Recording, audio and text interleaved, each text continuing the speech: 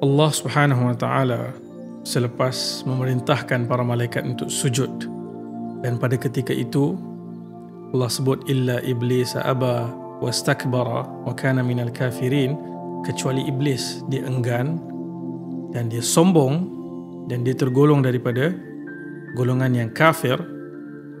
Allah Subhanahu wa taala kemudian menceritakan tentang apa sebenarnya dialog yang berlaku antara Allah Subhanahu wa taala dan iblis, tidak di dalam surah Al-Baqarah tetapi di dalam surah Al-A'raf.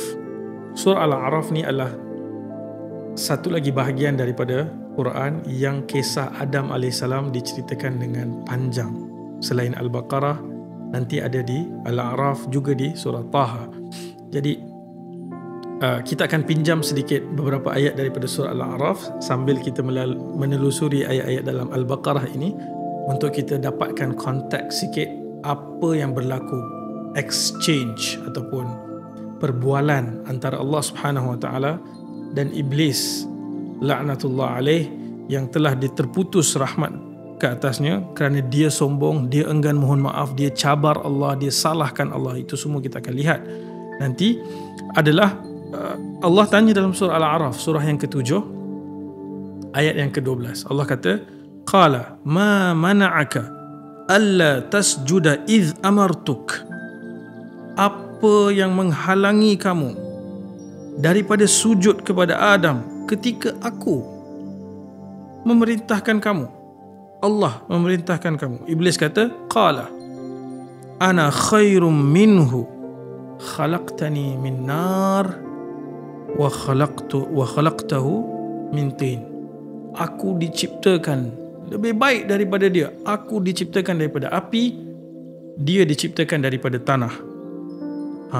Kat sinilah berlaku ketegangan antara Allah Subhanahu wa taala dan iblis. Yang mana bayangkan kita berada di tempat Adam AS, melihat scene ini, para malaikat sujud, tiba-tiba iblis enggan, sombong, dan Allah menempelak dia dan dia jawab balik dekat Allah Subhanahu wa taala macam tu. Dan kalau perhatikan, para ulama membincangkan banyak perkara yang sebenarnya tersorok di dalam apa yang iblis sebutkan. Yang pertama, dia obses. Iblis ni dia obses sangat dengan, kononnya menurut pandangan dia, physical form, rupa paras fizikal ataupun asal usul fizikal tu adalah apa yang menyebabkan sesuatu ciptaan itu superior. Dan ramai dalam kalangan kita, sedar tak sedar, moga Allah lindungi kita juga obses dengan perkara yang sama. Boleh jadi obses dengan warna kulit kita sebagai benda yang superior daripada orang lain, obses dengan keturunan kita, kewarganegaraan kita, apa lagi? Obses dengan title kita, obses dengan tempat kerja kita, circle kita, dan semua itu yang bersifat fizikal, yang sebenarnya tak ada essence yang membawa takwa. Itu yang Adam AS, ketika iblis enggan, dia highlight elemen Adam itu daripada tanah. Pada fikiran dia, tanah itu hina, rendah. Aku diciptakan daripada api, api lebih tinggi, lebih utama. Kenapa aku yang kena sujud kepada dia? Walaupun para ulama bincang panjang tentang sebenarnya api dibandingkan tanah, mana yang lebih baik, kan? Kalau kita buka buku-buku yang menulis, mengkaji tentang kisah-kisah Anbiya, misalnya dalam kisah Adam AS ni, ada beberapa muka surat yang membincangkan. Saya tidak ingin ke situ, tapi saya ingin melihat satu lagi angle yang mana, kan kita sebutkan perintah sujud tu primarily, utamanya kerana ilmu dan ruh.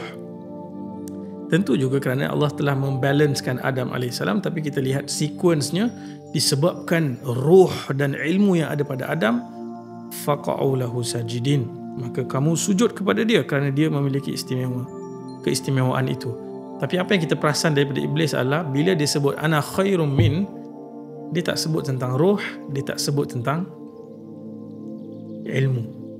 Yang mana dua benda tu dia tahu hebat, dia tahu agung, dia tahu luar biasa, tapi sebab dia nak rendahkan Adam AS, dia nak fokus hanya pada elemen jasad Adam AS. Yang dulu dia masuk tu, yang dia kata ni kosong. Sebab itu kita hidup di dunia, kalau kita perhatikan, benda yang syaitan obses goda anak-anak Adam adalah nafsu-nafsu yang menjadi kesukaan jasad ni, physical being ni.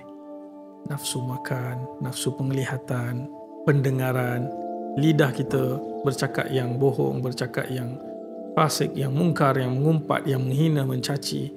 Telinga yang mendengar perkara-perkara yang kotor, yang memuja perkara-perkara yang tidak sepatutnya dipuja, dan membawa kaki kita, apa yang ada di antara dua peha, dan semua ini menuju kepada obses dan kelam dan lemas dalam kemaruk nafsu kebendaan. Sebab itu pain point ataupun weak point Adam AS yang Iblis attack daripada Adam AS sampai semua ke zuriat keturunannya. Dan kita punya superpower untuk lawan balik adalah ilmu dan roh yang ada dalam diri kita. Itu dua perkara yang syaitan tak sebut dalam keingkaran dia. Tidak disebut dalam Al-Baqarah, tidak disebut dalam Al-A'raf, tidak di mana-mana. Dia tidak mengiktiraf keutamaan Adam. Dan Ramadan ni Allah SWT berikan kita kesempatan untuk kita rehat 30 hari, 29-30 hari ini daripada syaitan. Sufidati syayatin. Syaitan dibelenggu dan digari supaya, dan kita dilalukan satu modul tak boleh makan, tak boleh ada hubungan seksual daripada pagi sampai subuh sampai maghrib, supaya kita rehatkan physiological needs ni, keperluan fiziologi kita ni, nafsu-nafsu badan ni, dan kita fokus kepada fitness roh kita. Dan kita dalam proses ini kita baca Quran, kita menambah ilmu kita tentang petunjuk daripada Tuhan, kita kenal balik tentang syaitan, musuh kita yang nyata, musuh kita yang utama, dan semua itu adalah latihan 1 bulan dalam Ramadan supaya nanti kita keluar, kita macam orang yang baru keluar selepas training, ada keupayaan dan kebolehan melawan balik apa yang nanti syaitan akan buat, tarik balik kita obses dengan nafsu-nafsu fiziologi dan nafsu-nafsu fizikal ni. Tak salah, Tuhan tak suruh kita bunuh nafsu.